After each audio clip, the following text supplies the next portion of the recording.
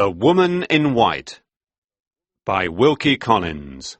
Chapter 1. A Strange Adventure.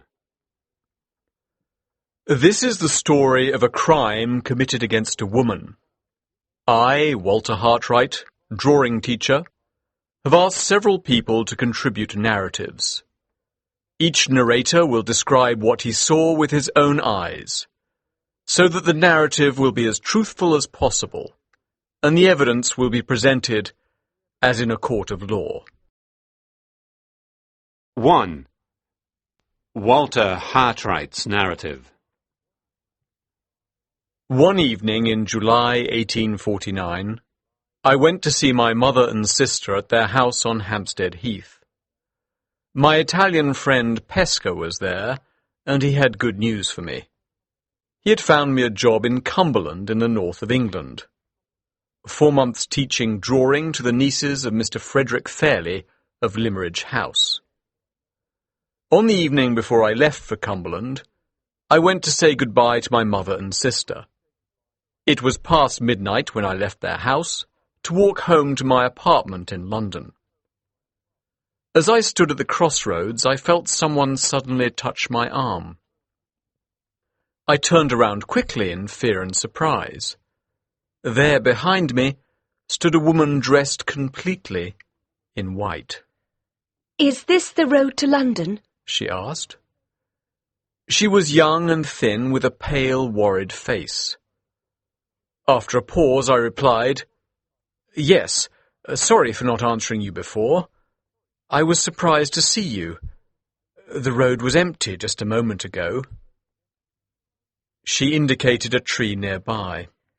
"I hid behind that tree to see what kind of man you were. Don't worry, I've done nothing wrong, but there's been an accident. Will you help me?" "Certainly." "I need to go to London. I have a friend there. Could you help me to get a carriage?" As we walked together down the London road looking for a carriage, she said, "Do you know any aristocrats?" "Some," I replied, surprised by her strange question. "Why do you ask?"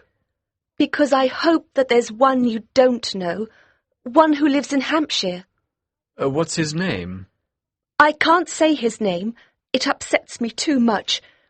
Tell me the names of the aristocrats you know." I named 3 gentlemen in whose houses I had taught drawing. "You don't know him," she cried with relief. "Has this gentleman treated you badly? Is he the reason you're here alone at this hour?" "I can't talk about it," she said. We left the heath and entered an area of houses. After a while, she asked me if I lived in London. "Yes, but tomorrow I'm going to Cumberland for 4 months. "Cumberland!" she cried. "I was happy there once, in a village called Limmeridge. A lady called Mrs. Fairley was kind to me, but now she and her husband are both dead." I looked at her in surprise and was about to ask her more, but just then I saw a carriage. I stopped it and asked the driver to take the young woman into London. She got into the carriage, then turned to me and kissed my hand. "Thank you," she said. Then the carriage drove off, and the woman in white was gone. I walked on thinking about this strange adventure. As I passed a policeman, I heard a carriage on the road behind me. The carriage stopped, and the driver spoke to the policeman. "Have you seen a woman dressed in white?" No, sir. The man gave the policeman a piece of paper. "If you see her, stop her and take her to this address." Why? Asked the policeman. What's she done? "She's escaped from my asylum." The man replied, and he drove off. Late the next evening, I arrived at Limmeridge House. Mr. Fairley and his nieces were already in bed. A servant gave me dinner and showed me to my room. The next morning I went down to breakfast at 9. The dining room was long with windows overlooking the sea. A lady was standing by a window at the far end of the room, looking out. She was tall and had a beautiful figure.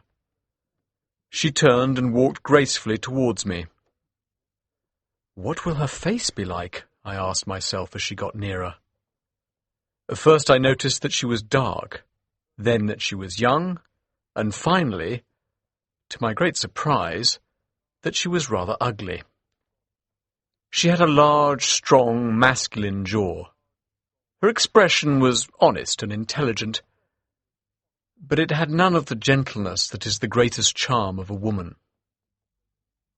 Mr. Hartright? She asked, shaking my hand. I'm Marian Halcombe, one of your new students.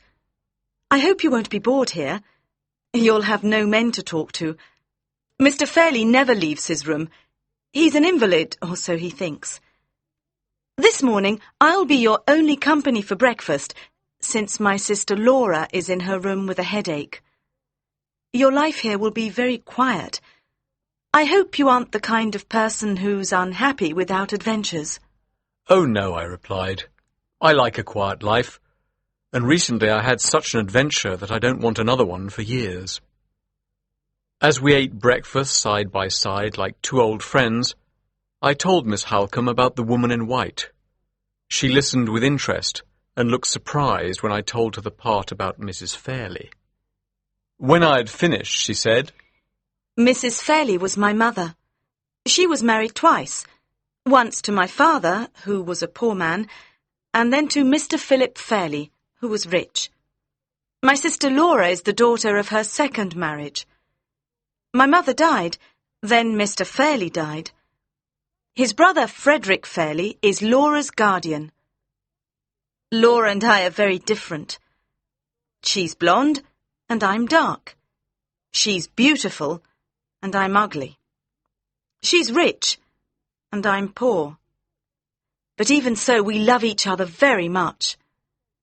When my mother came here, she started a school in the village. This woman in white was probably a student there. I wonder who she was.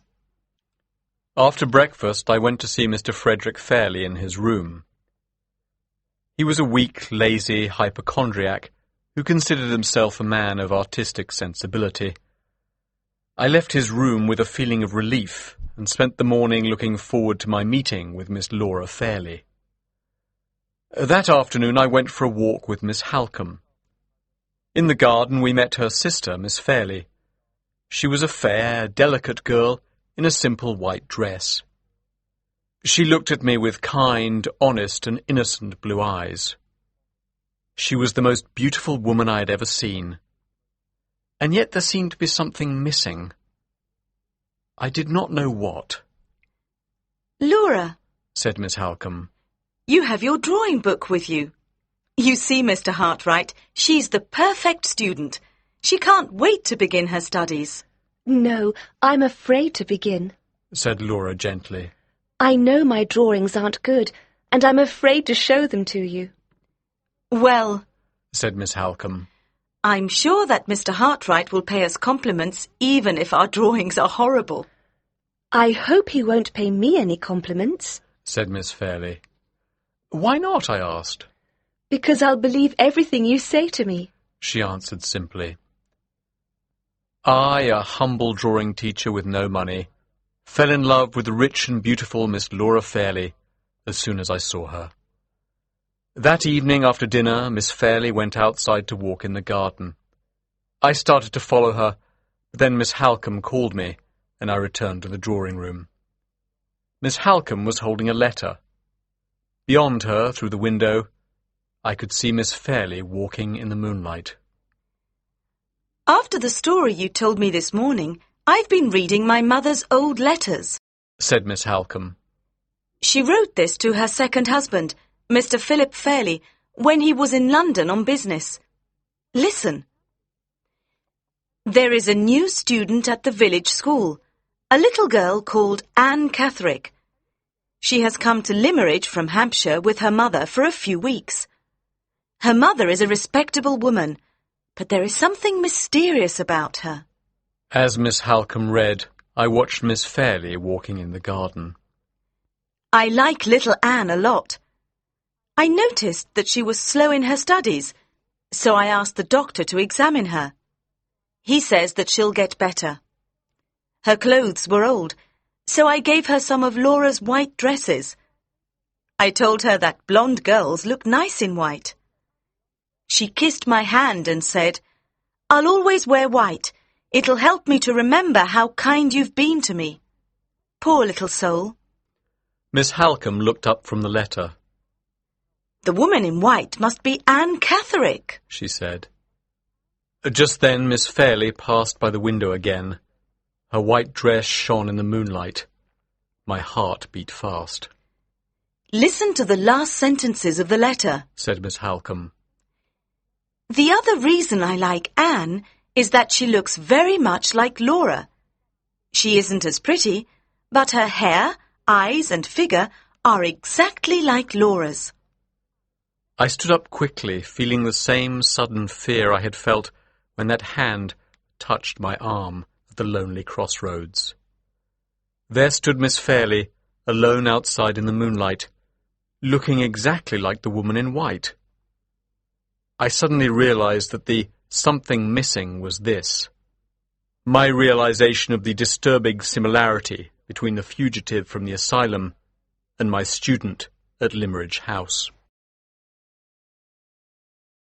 Chapter 2. The Aristocrat from Hampshire. 2. Walter Hartwright's narrative continued. The days and weeks at Limmeridge House passed so quickly. What a happy time that was. I spent every day in the company of two excellent ladies. Marian Halcombe became my good friend, and Laura Fairley was my secret love. The touch of her fingers or the sweet smell of her hair made my heart beat fast. A drawing teacher must spend his life in the company of beautiful women who can never be his. I had always known this, and I had never before felt anything more than a teacher's interest in my students. But with Laura it was different. One day, when I had been at Limmeridge for 3 months, Miss Halcombe asked me to walk with her in the garden. "I know your secret," she said. "You're in love with my sister. I don't blame you. I feel sorry for you, because your love is hopeless. I know you haven't told Laura that you love her. You've behaved honourably. Take my hand. What I'm about to say will hurt you, but it must be done." Her sudden kindness and sympathy was too much for me. My eyes filled with tears. "You must leave Limmeridge at once," she said. "It's not because you're only a drawing teacher, but because Laura's already engaged to be married. Her future husband is coming to stay next Monday. She's never loved him. He was chosen by her father just before he died. Until you came here, Laura was like hundreds of other women who marry without being attracted to their husbands. They learn to love them, if they don't learn to hate them, after they're married. Tell Mr. Fairley that your sister's ill and that you must return to London. Go before Sir Percival Glyde arrives." Sir Percival Glyde? "Yes, Laura's future husband. He has a large property in Hampshire." Hampshire? I cried. Anne Catherick spoke to me of an aristocrat from Hampshire who'd caused her suffering. But it can't be the same man. I must be going mad. Ever since I saw the similarity between Miss Fairley and the woman in white, I've connected them in my mind. The Lord knows I don't want to do so. I don't want that sad woman to be connected in any way with Miss Fairley. Will you please ask Sir Percival Glyde if he knows Anne Catherick?" Miss Halcombe looked surprised. "I've never heard anything bad about Sir Percival," she said. "But yes, I'll ask our lawyer, Mr. Gilmore, to ask Sir Percival about it." The next day I returned to London.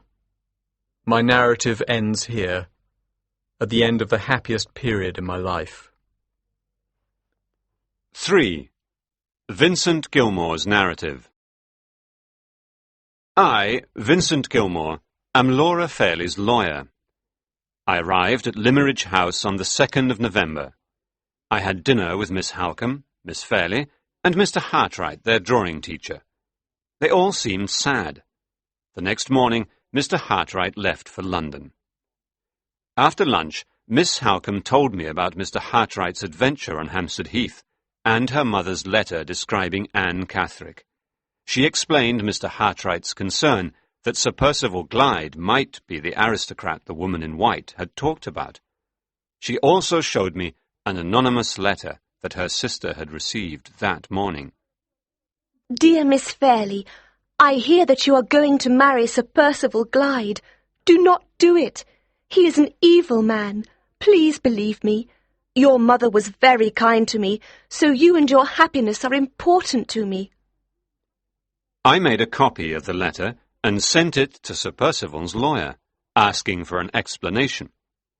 On Monday, Sir Percival arrived at Limmeridge House. He is a charming man of about 45 years old. He treated Miss Halcombe like an old friend, was polite and friendly to me, and treated Miss Fairley with tenderness and respect. He was obviously concerned about her pale face and sad expression. Miss Fairley seemed to be uncomfortable in his company, and left us soon after dinner. Sir Percival then turned to Miss Halcombe and said, My lawyer sent me the copy of that letter. I'm not surprised that it made you worry, but I can explain everything. His manner was open and honest. He told us that Mrs. Catherick, Anne's mother, had been a servant in his family for many years before leaving to get married. Years later, Sir Percival heard that her husband had abandoned her, and her daughter was mentally disturbed. He wanted to do something to help the poor woman. Mrs. Catherick told him that she wanted to put Anne in a private asylum, but she did not have enough money. Sir Percival offered to pay. Years later, when Anne discovered this, she considered him responsible and developed a passionate hatred for him. This explanation seemed satisfactory to me, but Miss Halcombe still looked concerned. Please, Miss Halcombe, said Sir Percival, write to Mrs. Catherick and ask her to confirm my explanation. Miss Halcombe wrote a brief letter. Sir Percival wrote the address on the envelope, and a servant posted it. 2 days later, Miss Halcombe received a reply. Madam, my daughter was put into a private asylum with my knowledge and approval. Sir Percival Glyde very kindly paid for the asylum, and I thank him for that. Yours truly, Jane Catherick, Anne's mother. On my last day at Limmeridge House, I talked to Miss Fairley, explaining the details of her father's will. Next March, on your 21st birthday, you'll inherit £30,000. If you die before your Aunt Eleanor, Madame Fosco, she'll inherit £10,000 of that money. You must now write a will saying who you wish to leave the other £20,000 to when you die. Can I leave it to Marion? Asked Miss Fairley. All of it? Is there no one else you wish to include in your will? Yes, there is someone, she said in a trembling voice, and she burst into tears. Don't cry, my dear, I said. We'll discuss the details another time, when you're feeling better. I returned to London and wrote Laura Fairley's marriage settlement. Her father had been my good friend, and his daughter was like a daughter to me. I wanted to make the best marriage settlement I could in order to protect her interests. If Laura Fairley dies, I wrote, the £20,000 will be left according to her will. That evening, I sent the settlement to Sir Percival's lawyer. The next day, it was returned to me. In the margin, by my statement about the £20,000, the lawyer had written, No, if Laura Fairley dies, Sir Percival will inherit the £20,000. I knew that Sir Percival had many debts. This worried me, so I wrote to Mr. Frederick Fairley and explained the situation. I told him not to sign the settlement unless the part about the £20,000 remained as I had first written it. The next day, I received his reply. My dear Gilmore, I am too ill to argue with Sir Percival. Please agree to whatever changes he wants to make in the marriage settlement. Yours truly, Frederick Fairley. This letter made me very angry. The man was too lazy to look after the interests of his own niece. I went to Limmeridge the next day and told him that no one should sign a marriage settlement like this. It gave the husband a large financial interest in the death of his wife. But Mr. Fairley did not want to listen. He closed his eyes and asked me to leave him in peace. Chapter 3. Blackwater Park. 4. Marion Halcomb's narrative. Extracts from her diary. Limmeridge House, Cumberland, 8th of November. The date of the wedding is the 22nd of December of this year. The married couple will go to Italy for the winter months. When they return, with Sir Percival's friend, Count Fosco, and his wife, Laura's aunt Eleanor, I will go to live with them in Hampshire. Laura asked Sir Percival if I could, and he very kindly agreed. Sir Percival has noticed that Laura seems unhappy in his company. This morning he spoke to me, and this afternoon I told Laura what he had said. He was very generous. He said that if you want to break your engagement, you can. I can never break my engagement, said Laura. It was my father's dying wish that I marry Sir Percival, but I can tell him that I love someone else. Then perhaps he'll break the engagement himself. Suddenly she seemed the stronger sister. She would not change her mind. After dinner, Laura explained to Sir Percival that she loved someone else. She told him he was free to break the engagement. After what you've just said, I want to marry you more than ever, said Sir Percival. You've been so honest that I value you even more than I did before. Laura's eyes filled with tears. If you insist on our marriage, I'll be your faithful wife, she said. But I'll never love you. I'll be satisfied with that, he said gently, and left the room. After he had gone, Laura gave me a book of drawings that Mr. Hartright had given her. Marion, you must keep it now, she said. If I die, please tell Walter that I loved him. Then she put her head on my shoulder and burst into tears. Sir Percival is a good-looking, charming and friendly man. His actions towards Anne Catherick and her mother have been generous. I cannot even blame him for not breaking his engagement this evening. Sir Percival is certainly an admirable man, and yet, in 3 words, I hate him. 28th of November. Our dear friend Walter has gone to Central America. He wrote to me, asking me to use my contacts to find him a job in a distant country. I knew of a scientific expedition to Honduras. They needed someone to draw the plants and animals they found there. I recommended Walter, and now he has gone. 22nd of December. They are married. My dear sister has gone.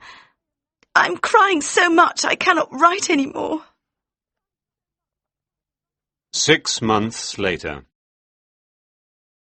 Blackwater Park, Hampshire, 15th of June, 1850.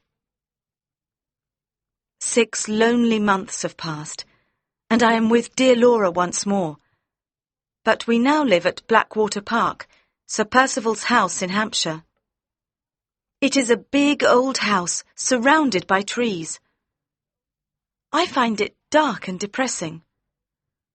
I arrived here a few days ago.